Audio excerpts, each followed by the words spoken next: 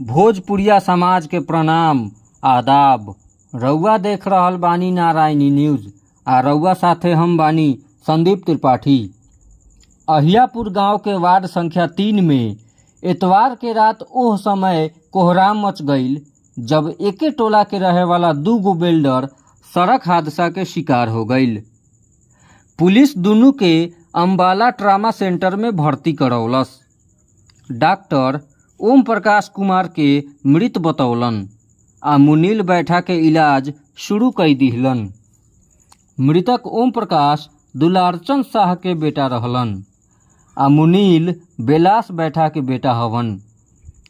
रोहतक में काम करे वाला पड़ोसी बीगू बैठा बतौलन कि ऊ दुनू एक बाइक से दोस्त के डेरा पर जात रहस, तभी जिंद रोड में अनजान गाड़ी वाला ठोकर मार दिहलस। पुलिस जिंद रोड में केतना सीसीटीवी फुटेज खंगाल दिहल, बाकी दुर्घटना सुनसान जगह पर भइल जौना चलते ठोकर मारे वाला गाड़ी के पता ना चल सकल। सोमवार के दिन ओम प्रकाश के बाबूजी दुलारचंद शाह आ ससुर जवाहर शाह रोहतक चल गईलन। एह लोग के गईला के बाद लाश के पोस्टमार्टम हुई।